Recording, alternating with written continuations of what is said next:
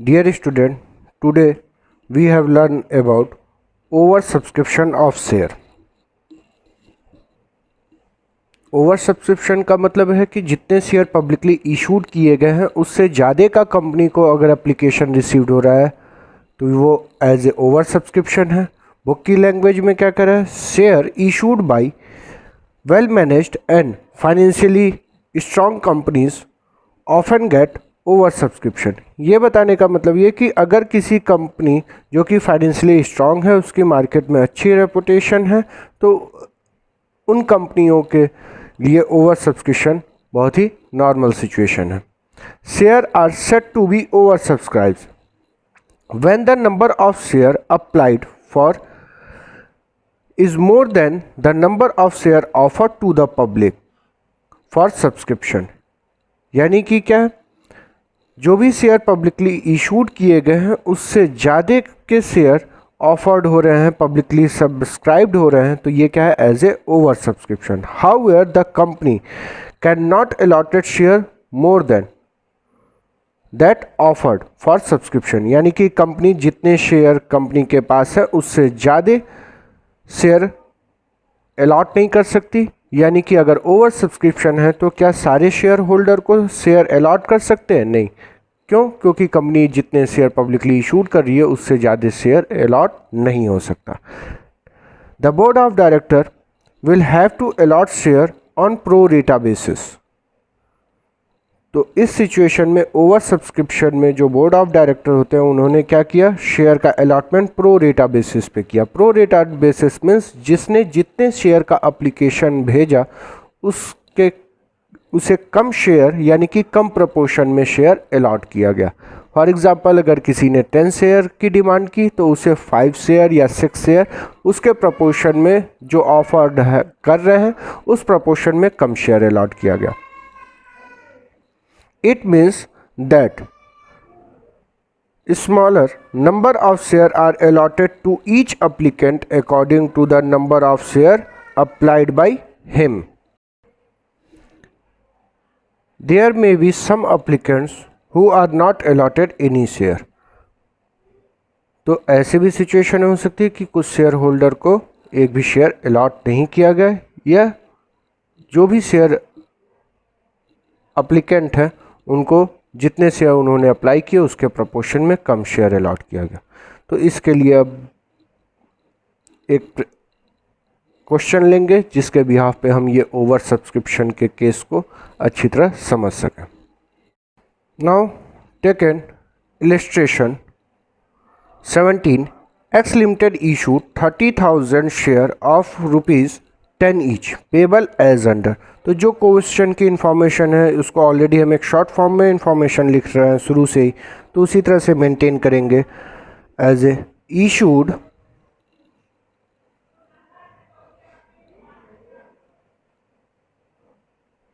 issued 30,000 share at the rate of ₹10 each.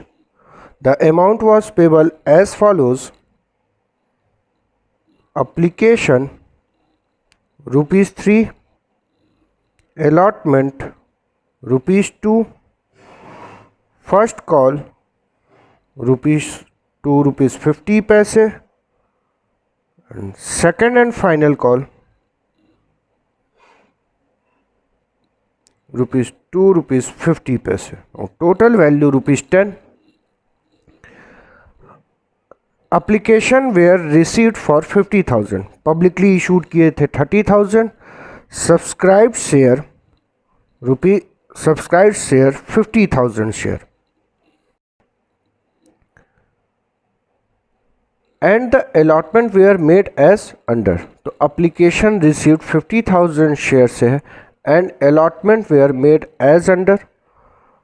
तो ये जो इन्फॉर्मेशन दे रहा है ओवर सब्सक्रिप्शन, इसमें बात कही गई थी कि जितने शेयर पब्लिकली इशूड किए गए उससे ज़्यादा के एप्लीकेंट आ रहे हैं, एप्लीकेशन आ रहे हैं, पब्लिकली ऑफर है, तो इस सिचुएशन में हम प्रो रेटा बेसिस से अलॉटमेंट कर सकते हैं, यानी कि जिसने जितने शेयर डिमांड किए उस प्रपोर्शन में उसे कम। तो ये जो इन्फॉर्मेशन नीचे दे रखा है, इस इन्फॉर्मेशन को as a pro rata allotment की बात कही गई।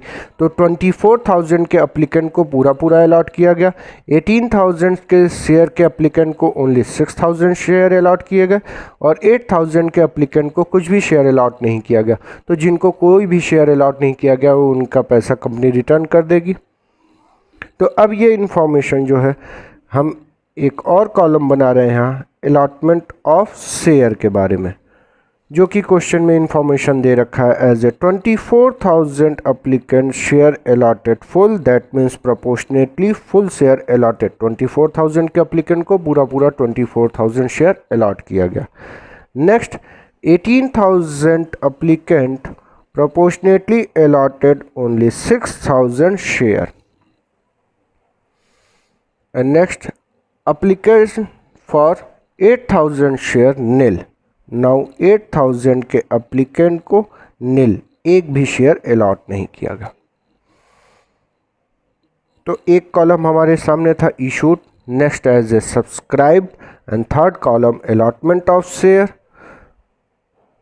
नेक्स्ट जो कॉलम हम प्रिपेयर करेंगे ये एक्सेस का कॉलम प्रिपेयर कर रहे हैं, और यहाँ से हम अमाउंट में प्रिपेयर करेंगे। क्वेश्चन की इंफॉर्मेशन है, excess money received on application was utilised towards allotment and subsequent call. तो जो भी एप्लीकेशन की एक्सेस अमाउंट है उसको अलॉटमेंट में और आगे की कॉल में एडजस्ट किया जाएगा। Interest on call in advance was paid, तो ये हम लोग के सिलेबस में नहीं है interest on call in advance. तो नाउ जनरल एंट्री अब जो प्रिपेयर करेंगे वो इस इंफॉर्मेशन के अकॉर्डिंग ही प्रिपेयर करेंगे। तो ये इंफॉर्मेशन की बात अब की जा रही है कि एक्सेस की बात कर रहे हैं। तो एक्सेस जो कॉलम हम प्रिपेयर करेंगे ये किस में प्रिपेयर करेंगे, अमाउंट में। तो इसके लिए 24,000 के अप्लीकेंट को पूरा पूरा 24,000 शेयर हमने अलॉट किया है। यहाँ पे कोई भी एक्सेस अमाउंट कंपनी के पास नहीं है। 18,000 के अप्लीकेंट को सिर्फ 6,000 शेयर अलॉट किया गया। तो कितने एक्सेस शेयर हैं यहाँ पे, तो 18,000 माइनस 6,000, 12,000 शेयर ऐसे हैं जिनका पैसा कंपनी के पास एडवांस है या एक्सेस अमाउंट है। तो 12,000 फिर से क्लियर कर रहे हैं, 18,000 के अप्लीकेंट को कितना अलॉट किया गया, ओनली 6,000 शेयर। तो बाकी जो है वो एक्सेस कितने हैं यहाँ पे, तो 12,000, 18,000 माइनस 6,000, 12,000 के अप्लीकेंट जो है उनका पैसा, शेयर का पैसा हमारे पास एक्सेस है। तो 12,000 शेयर से ₹3 36,000। And next 8,000 applicant were allotted nil. Now 8,000 share से ₹3 ऑन एप्लीकेशन, टोटल 24,000 ये एक्सेस बनी। 8,000 शेयर अप्लीकेंट वेयर अलॉटेड नील, तो इनका पैसा कंपनी को क्या करना होगा, रिटर्न करेंगे। Next column prepare for allotment. Because of in a question information excess money received on application was utilized towards allotment and subsequent call. Now allotment, first category share holder, कोई भी excess amount नहीं है जिसे हम allotment में transfer करें। यहाँ पे चेक करें तो 18,000 शेयर के अप्लीकेंट को केवल कितना, 6,000 शेयर अलॉट किया गया था, जिसमें एक्सेस अमाउंट जो है वो 36,000 है। तो नेक्स्ट अलॉटमेंट की कॉल अगर कंपनी मांगेगी तो 6,000 शेयर से ₹2, 12,000। कंपनी के पास ऑलरेडी कितना अमाउंट अवेलेबल है, 36,000। तो 36,000 अमाउंट में से 12,000 हमने अलॉटमेंट में ट्रांसफ़र कर दिया। 8,000 शेयर होल्डर का पैसा रिटर्न चला गया, इनका कोई भी अलॉटमेंट में ट्रांसफ़र नहीं होगा। Next first call money, 6,000 share से फर्स्ट कॉल ₹2, ₹50 अमाउंट ₹15,000, 6,000 इंटू ₹2.50, ये हम फर्स्ट कॉल का अमाउंट हुआ तो 15,000। तो चेक कर रहे हैं 36,000 इनका पैसा पहले से हमारे पास एडवांस है, जिसमें से 12,000 एडजस्ट हो गया अलॉटमेंट में। तो 36,000 माइनस 12,000 अमाउंट कितना आएगा 24,000 रफली।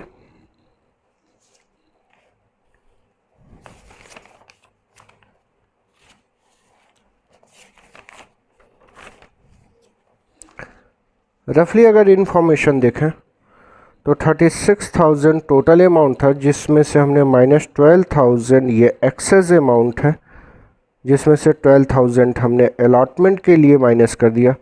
अब amount available amount in A business 24,000। फिर इसमें से 6,000 शेयर से रुपीज़ फर्स्ट कॉल ₹2.50।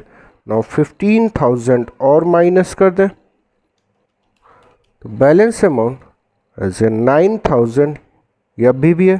तो 15,000 हम किस में ले आए फर्स्ट कॉल में। तो चेक करते जाए 36,000 में से 12,000 अलॉटमेंट में एडजस्ट हो गया, 15,000 फर्स्ट कॉल में एडजस्ट हो गया, अभी भी कितना बैलेंस बच रहा है 9,000। तो फिर कंपनी 6,000 शेयर से ₹2.5 अमाउंट ₹15,000 ये 15,000 डिमांड करेगी। लेकिन अब यहाँ पे फिर कंपनी के पास कितना है 9,000 ही अवेलेबल अमाउंट है। तो सेकंड एंड फाइनल कॉल में पूरा 9,000 हमने ट्रांसफ़र कर दिया। तो टोटल कंपनी को 15,000 चाहिए, कंपनी के पास सिर्फ कितना है 9,000 अवेलेबल अमाउंट है, उसको हमने ट्रांसफ़र कर दिया, बाकी वो शेयर होल्डर पे करेंगे। तो फिर से इसे एक्सप्लेन कर रहे हैं। इशूड का कॉलम जितने शेयर पब्लिकली इशूड किए गए, सब्सक्राइब्ड जितने शेयर से पब्लिकली सब्सक्राइब्ड हुआ, ऑफर रिसीव्ड हुआ। फिर ये अलॉटमेंट ऑफ शेयर, ये जो कि क्वेश्चन के इंफॉर्मेशन के अकॉर्डिंग प्रिपेयर किया गया। इसके बाद यहाँ से जो कॉलम हम प्रिपेयर कर रहे हैं एक्सेस का, ये अमाउंट में प्रिपेयर कर रहे हैं, यानी कि कितना एक्सेस अमाउंट कंपनी को रिसीव हुआ। तो 24,000 के अप्लीकेंट को अगर पूरा 24,000 शेयर अलॉट किया गया तो कोई एक्सेस अमाउंट नहीं है। 18,000 के अप्लीकेंट को ओनली 6,000 शेयर अलॉट किया गया है, एक्सेस अमाउंट 36,000 है। 8,000 के अप्लीकेंट को कोई भी शेयर अलॉट नहीं किया गया, ये 24,000 जो एक्सेस अमाउंट है इसे कंपनी रिटर्न कर देगी, ये हमने लिख दिया। अलॉटमेंट का कॉल हमने चेक किया, यहाँ पे किसी का एक्सेस, तो ये जो आगे की कॉल हमें allotment first and second and final call का टेबल प्रिपेयर कर रहे हैं, ये सिर्फ एक्सेस अमाउंट ट्रांसफ़र करने के लिए है। तो यहाँ पे कोई एक्सेस नहीं था, तो जिसको हमने ट्रांसफ़र नहीं कर सकते। यहाँ पे हमने चेक किया 36,000 एक्सेस अमाउंट था, जिसको अलॉटमेंट में ट्रांसफ़र किया गया ओनली 12,000।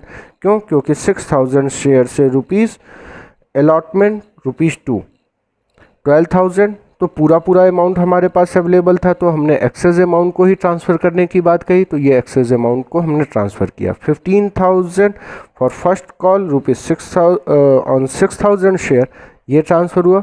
बाकी जो बचा यानी कि बैलेंस अमाउंट 9,000 एडजस्ट करने के बाद उसे हमने सेकेंड एंड फाइनल कॉल में ट्रांसफ़र कर दिया। अब आगे जो इन्फॉर्मेशन है उस पर हम जनरल एंट्री पास करें इस इंफॉर्मेशन के through.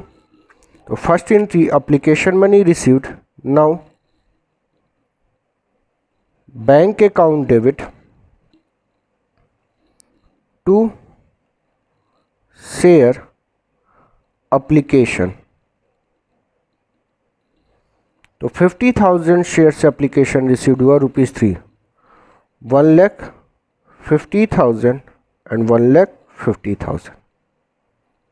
First entry application money received. Second entry application money transfer to share capital. Now share application account debit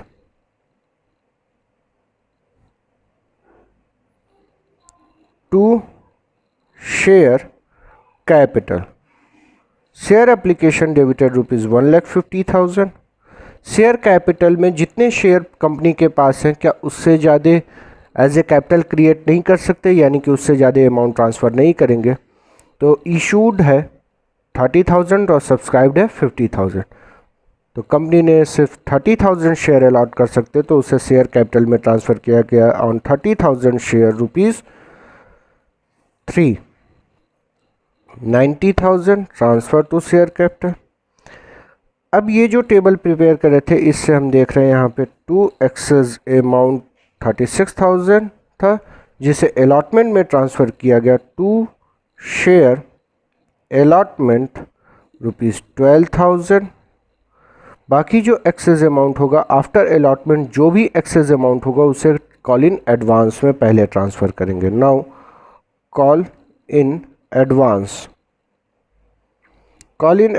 amount ₹15,000 and 9,000, क्योंकि अलॉटमेंट में एडजस्ट करने के बाद ही जो जितना भी अमाउंट एक्सेस होगा उसे कॉल इन एडवांस में ट्रांसफ़र करते हैं। Now 24,000 to bank return amount 24,000। तो डेबिट साइड और क्रेडिट साइड टोटल इक्वल करें। अगर इक्वल है तो जो भी हमने एंट्री पास की है अमाउंट का कैलकुलेशन है ये हमारा सही है, अदरवाइज इसे गलत है। तो total debit side and credit side both side equal 1,50,000। Next entry, now allotment money due, general entry, share allotment account debit to share capital। 30,000 share से अलॉटमेंट की कॉल ड्यू करेंगे। 30,000 शेयर ही पब्लिक के पास है। ₹2 60,000 share allotment account debit to share capital. Next, allotment money received करने के लिए bank account debit. तो ये कैलकुलेशन पहले समझे। टोटल हमने शेयर अलॉटमेंट 60,000 से ड्यू किया।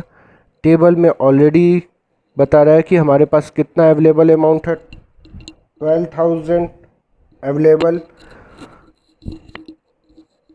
ये 12,000 माइनस कर देंगे जो कि पहले से हमारे पास अमाउंट अवेलेबल है। तो 60,000 माइनस 12,000 अमाउंट ₹48,000 ये हमें बैंक से रिसीव्ड होगा। To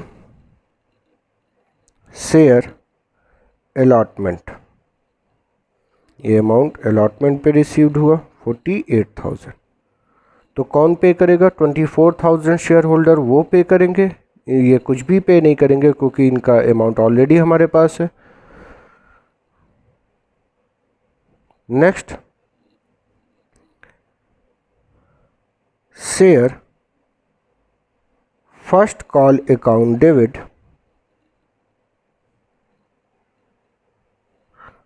to share capital. 30,000 share से ₹2.50 ड्यू अमाउंट 75,000।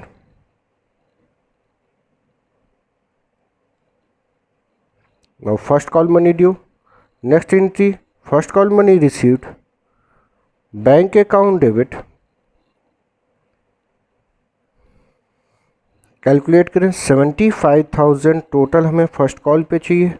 ऑलरेडी हमारे पास 15,000 अवेलेबल अमाउंट है, वो हमें रिसीव नहीं होगा, हमने उसे माइनस कर दिया। Now received amount 60,000, now bank 60,000। तो ये 15,000 अमाउंट हमारा कॉल इन एडवांस में इंक्लूड है, इसको डेबिट करना पड़ेगा। Call in advance account debit